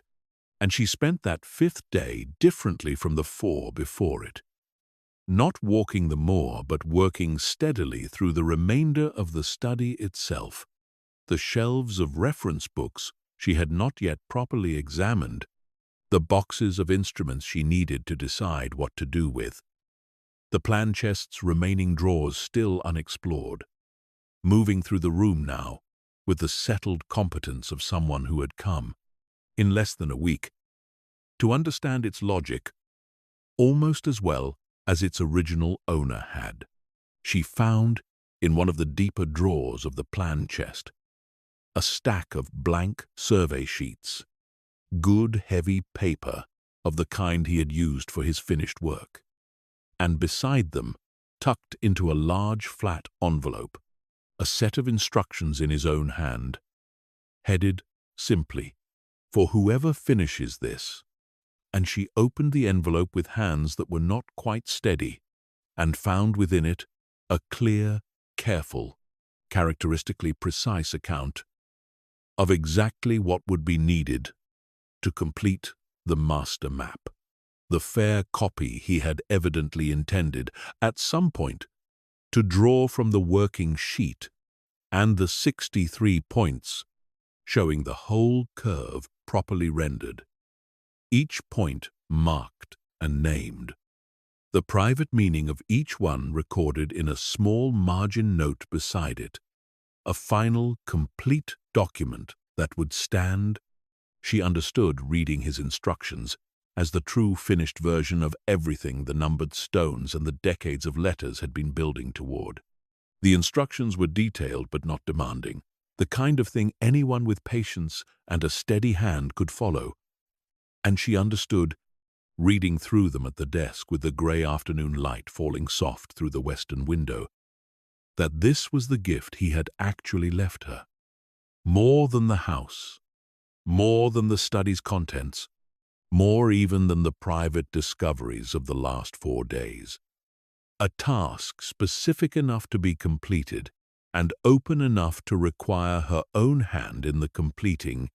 a way of finishing something with him that did not require him to still be alive to see it finished. Only to have trusted, as his last letter said, that the right person would come looking, in her own time, for her own reasons. She decided, sitting there with his instructions spread before her, that she would draw the master map herself, here in this study, before the fortnight was out, using the good heavy paper he had left ready in the drawer and the fine pens still standing sorted by size on the shelf above the desk, and that she would need, to do it properly, to walk the remaining points on the map that she had not yet visited, cross-referencing each one against the letters, as she had already begun to do, so that the finished map would carry not just the bare geography of the 63 stones,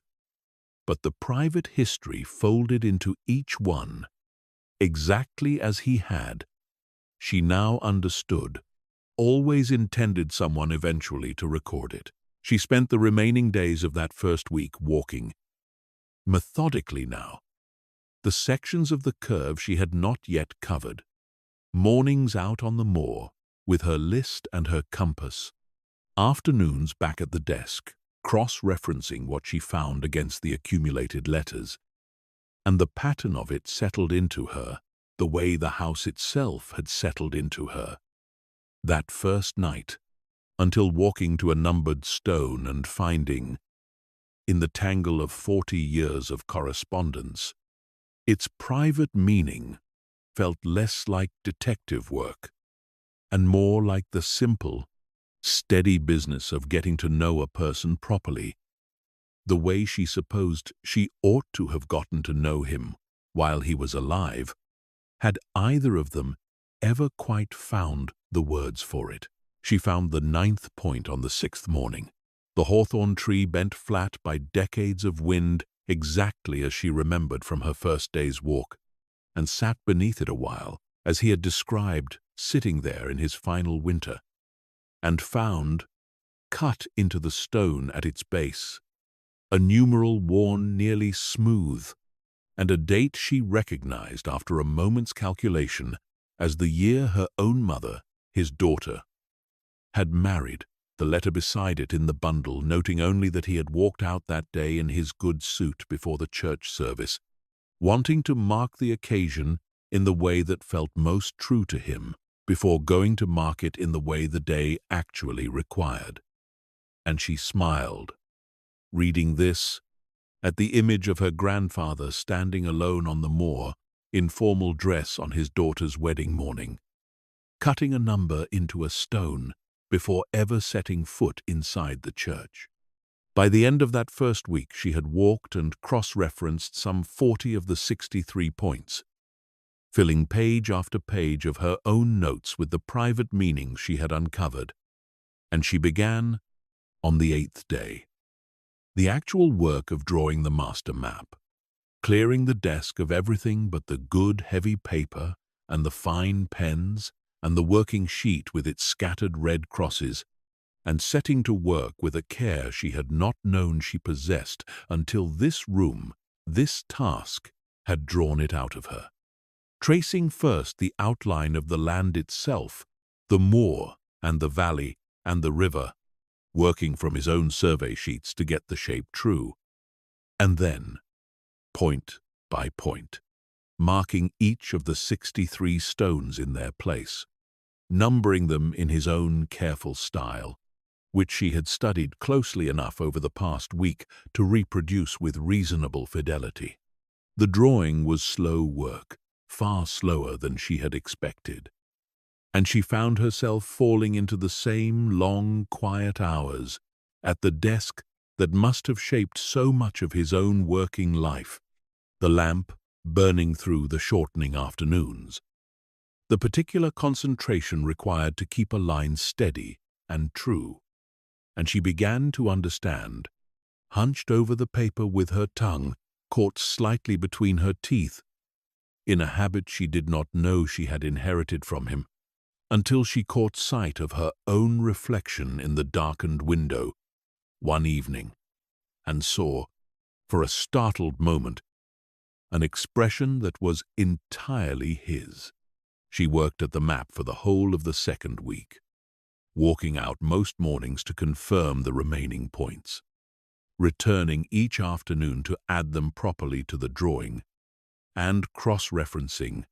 wherever the letters allowed it, a brief, private note in the margin beside each one, not the full story, which she kept in her own separate pages, but a single word or short phrase that captured something of what the point had meant.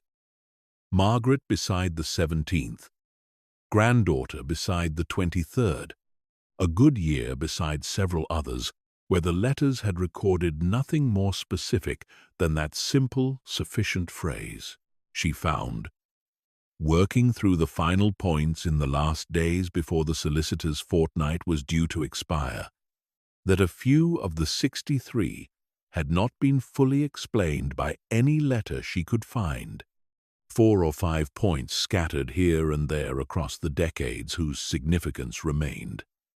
Despite her best efforts at cross-referencing, entirely private, known only to him, and she decided, standing at one of these unexplained points on what would be her final full day of walking, a modest stone on a stretch of moor with no obviously remarkable view or feature, that she would not force an explanation onto it, would mark it on her map with only its number and no note at all, leaving it exactly as he had apparently intended some portion of the sequence to remain, a private thought never fully shared, and she found that she did not mind this, that a life, even one as thoroughly documented as this fortnight had shown his to be, was entitled to keep a few of its rooms closed, and that respecting those closed rooms was its own kind of understanding. She finished the master map on the 12th day, working late into the evening by lamplight, with the last of the ink drying slowly on the final point, the 63rd, a stone she had walked out to find only 2 days before on the furthest eastern edge of the sequence. And she sat back from the desk when it was done and looked at the whole of it laid out before her. The long, unhurried curve she had first seen, scattered and unexplained across the working sheet nearly 2 weeks before, now rendered complete and clean and true. 63 points curving out from the house and around across the moor and back down toward the valley. Closing, she saw now for the first time, with the whole shape visible, into something that was not quite a circle but very nearly one, an almost closed loop that began and ended, more or less, within sight of the house itself, as though the whole 40-year project had been, in its deepest structure, an elaborate, patient way of saying that everything he had walked out to mark, however far the walking had taken him, had always led, in the end, back home. She sat for a long time with the finished map before her, the lamp burning low, the house entirely quiet around her, in the particular way it had come to feel quiet over these 2 weeks. Not empty, but simply still, and she thought about the solicitor's letter, still folded somewhere in her bag downstairs, its brisk practical language about clearing the house and proceeding with the sale. And she understood, looking at the completed map,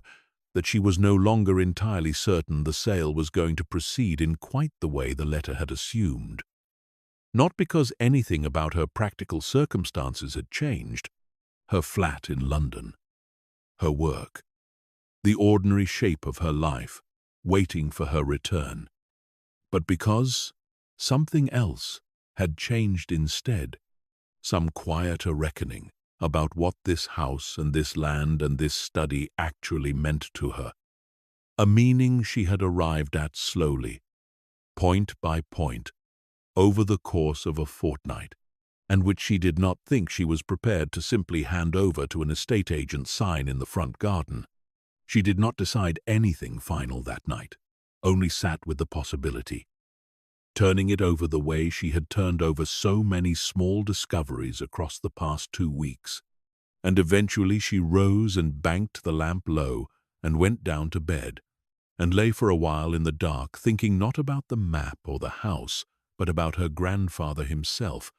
about the particular quality of a life spent paying such close, patient attention to one small corner of the world. And she thought that whatever she decided about the practical future of the house, she knew already, with a certainty she had not expected to feel so clearly, that she would not be the kind of person who simply closed this study's door behind her and walked away from what she had found inside it. She woke on the last morning of her fortnight to bright, clear light. The best morning yet. The kind of high, early light that seems to promise a whole clean day ahead of it. And she went up to the study one final time before she needed to think about packing, and stood in the doorway looking at the room the way she had looked at it that very first evening, though it seemed to her now, after 2 weeks, an entirely transformed space. Not because anything in it had been rearranged. The baskets still stood in their places. The plan chest's drawers still held their careful order, but because she herself had become, in the walking and the reading and the slow, patient piecing together of 40 scattered years, something closer to a proper inheritor of it than the anxious, uncertain woman who had first turned the stiff key in the front door. She went to the desk and looked once more at the unfinished coastline map, still lying on the blotter where she had first found it. The fine black line running confidently across 2/3 of the page, and then simply stopping, and she thought, looking at it now with everything else she had learned, that she understood something about it. She had not understood on that first evening that an unfinished line was not necessarily a tragedy, was sometimes simply a life caught in the ordinary business of still being lived, still being drawn, right up until the moment it wasn't any longer, and that the stopping itself, however abrupt, did not undo the truth or the care of everything that had been drawn before it. She rolled the master map carefully, the finished 63 points, curving across it in clean black ink, and set it in a place of particular honor on the shelf above the desk, not filed away in the plan chest with the working sheets, but set upright where the light from both windows would reach it across the day. And she gathered her own pages of notes, the private history of each point she had assembled from the letters, and tied them with a length of the same ordinary kitchen string he had used for his own bundles, and set them beside the map, a second document now standing alongside the first, her own contribution folded permanently into the accumulated record of the room. She went down to the kitchen and telephoned the solicitor that morning, before she could allow herself to talk herself out of it, and explained, in terms that felt inadequate, even as she spoke them, that she had decided not to proceed with the sale after all, that she would need to discuss the practical arrangements, the question of her flat in London and her work, and how a life could be reorganized around a house 4 hours from everything she had previously called ordinary, but that the house itself was not, after all, going to be handed over to strangers, and the solicitor, to her surprise, did not seem especially surprised himself, only asked, kindly, whether she had found what she had gone looking for, a question she had not told him she was looking for anything at all. And she said, after a pause, that she thought she had, and something more besides. She spent the remainder of that final day, not packing, as she had originally planned, but simply being in the house, walking slowly through each room the way she had walked the study on that first evening, letting herself properly arrive in a place she now understood she would be returning to, and coming back always, in the end, to the study itself, where she sat once more at the desk in the last of the afternoon light, and allowed herself to imagine, tentatively, what it might mean to keep this room alive rather than simply preserved, to perhaps continue the walking herself in the years ahead, adding her own points to the sequence in whatever quiet way felt true to her own life. A 64th point, perhaps, for the day she had found the 17th and understood at last what her grandfather had been carrying,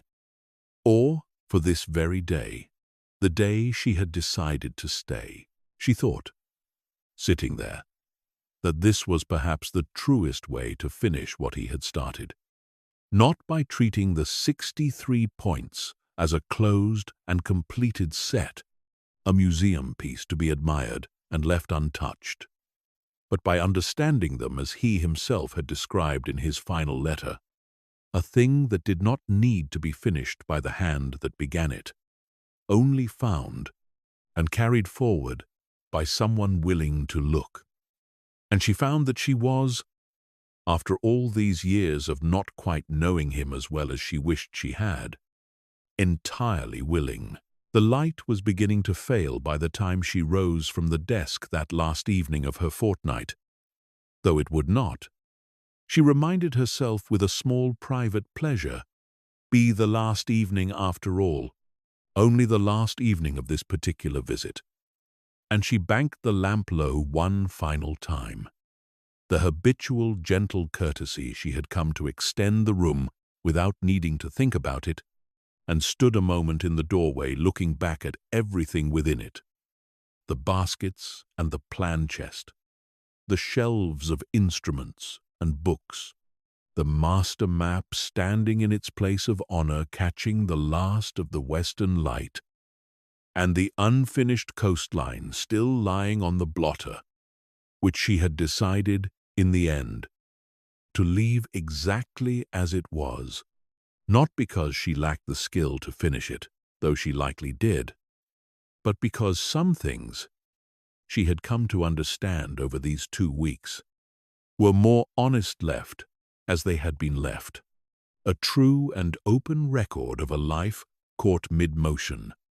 rather than quietly completed by another hand, pretending it had always been whole. She went down through the darkening house to the kitchen and made a simple final supper, and ate it slowly at the table, with the little disk bearing her grandmother's name set before her, deciding, as she ate, that she would take it back up to the 17th point herself before she left in the morning, return it to its hiding place in the crevice at the base of the stone, because it seemed to her that it belonged there, in the ground he had chosen for it, rather than carried away into a drawer in London, where its meaning would slowly thin and fade the way meanings do when they are separated from the places that hold them. Some things, she thought, washing her single plate in the quiet kitchen, were meant to stay exactly where they had been put, faithful and patient, waiting the way the stones themselves had waited for whoever next came looking.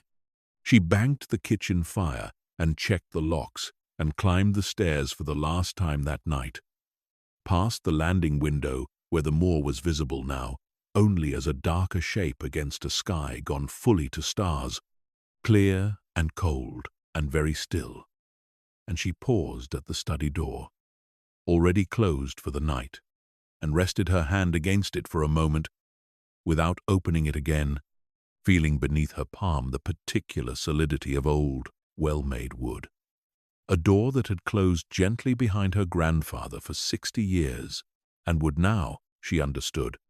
standing there in the dark corridor, close gently behind her for whatever years were still to come. The room inside it, settled and quiet, and no longer waiting. Its long, unfinished questions finally given, if not complete answers, then at least the patient company of someone willing to keep asking them. She went to her own small room under the opposite eave, and undressed slowly in the dark, and got into the narrow bed that had held her through every childhood visit, and now, she supposed, would go on holding her through whatever visits were still to come. And she lay for a while, listening to the house settle around her, one final time, before sleep. The old timbers easing into the cold of the night, exactly as they had for 100 years and more. A sound she had come, over this fortnight, to find not merely comforting but something closer to companionship, the voice of a building that remembered every person who had ever slept beneath its roof and seemed, in its wordless, patient way, glad to have her back among them. She thought, drifting towards sleep, of the 63 stones scattered across the dark moor outside, each one holding its small, quiet piece of a life fully and carefully lived, the leaning marker at the 11th point, the hawthorn bent flat by decades of wind beside the 9th, the 17th, with its hidden disk and its long sightline home, the 23rd marking her own small arrival into the world on a fine autumn morning she would never remember, but would now never entirely forget either, and the 40th, high above it all,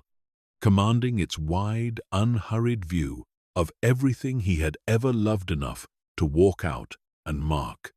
She thought of the master map resting in its place of honor on the shelf above the desk. Complete now, 63 points curving out from the house and back again in an almost closed loop, and of the coastline left deliberately unfinished on the blotter beside it. And she understood,